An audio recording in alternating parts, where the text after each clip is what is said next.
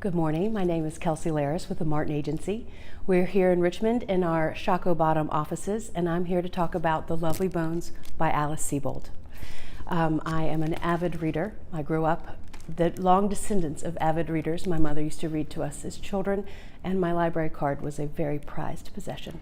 I'm also an avid PBS watcher, as my friends can attest. Everything from Sesame Street to Reading Rainbow when we were growing up, to Masterpiece Theater and Masterpiece Mystery right now. I do love the old Miss Marples with Joan Hickson, Poirot, and David Suchet, and I love how they come across from the page to the screen. PBS does an incredible job at making those characters come to life. So let's talk about The Lovely Bones by Alice Sebold. It is an interesting and very easy read. You know what happens early and you know who did it early, but the perspective from the spirit of Susie Salmon is the main character, and you are basically watching her spirit as she watches her family and as they grapple with the results and aftermath of her death.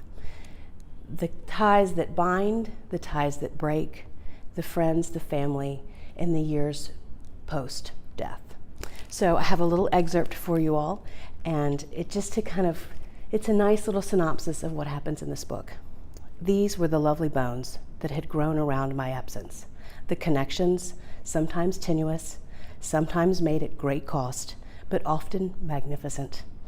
What happened after I was gone, and I began to see things in a way that let me hold the world without me in it.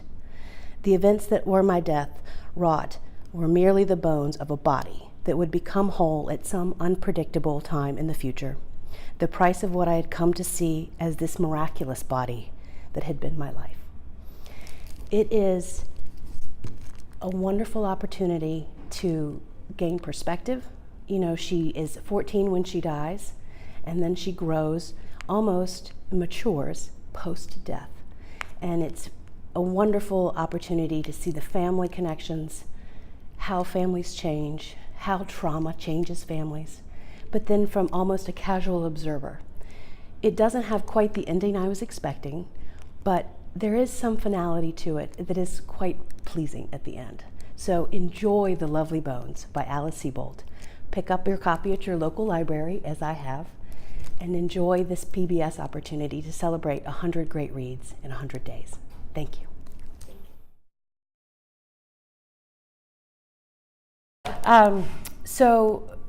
My mother's an avid reader. My grandmother was an avid reader.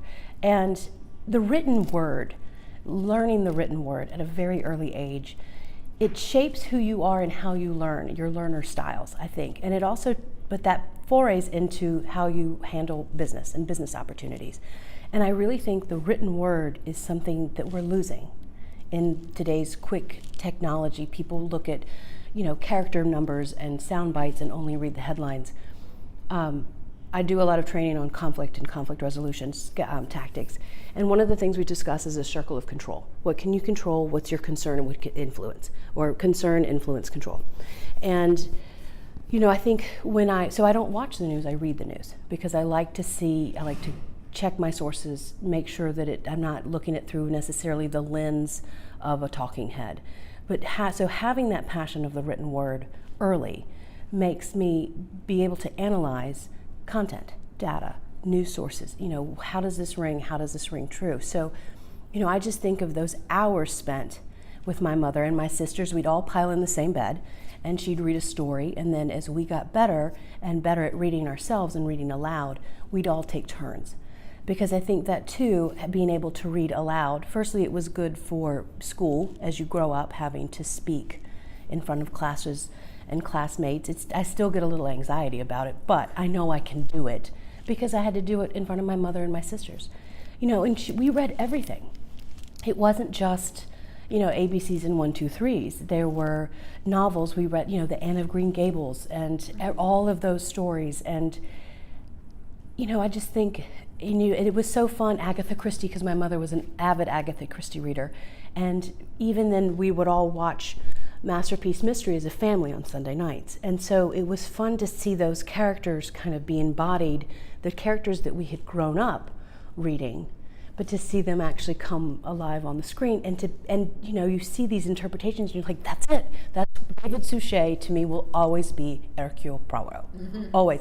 Joan Hickson, who is long dead, and she is a dear woman, but she will always be Miss Marple, always. I mean, you love the new iterations, but PBS did such a great job casting those and finding the right actors to do that, but then to go back and reread Agatha Christie, or reread her Miss Marple mysteries, and of course seeing Joan Hickson in your mind.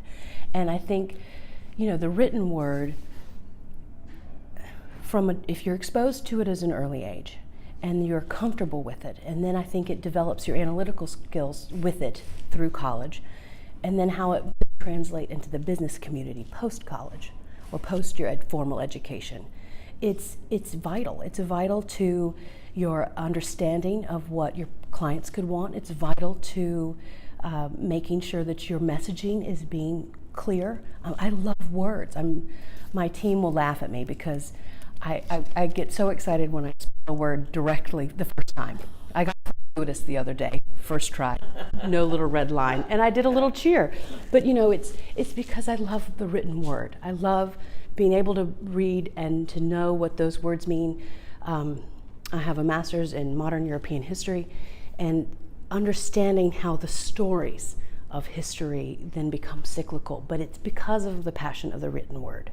And I just think it's something that I'm hoping that schools are still passionate about. And I think that's where PBS gets a lot of its sustainability and its power, because of the stories that they're telling are these from the written word. So they ring true to folks. They resonate because of it's not necessarily some fictitious, fantasy land, but it's based off the page.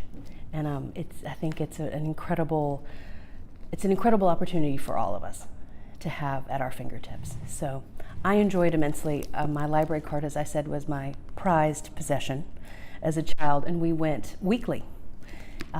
And it was just wonderful. But you have to be responsible for something. You find something, you're excited about it. I loved the Billy and Blaze books when I was a child, because I'm a horseback rider. And you just, you just covet them for that week. And then you'd have to bring them back, and you have to take care of them in that time, because you were a steward of them. And it was just a fun time for all of us as a family. So my father is even a reader. He was never as passionate as the rest of us, but he does love a David McCullough book. So anyway, but so we're a family of readers, and we come from a long line of readers.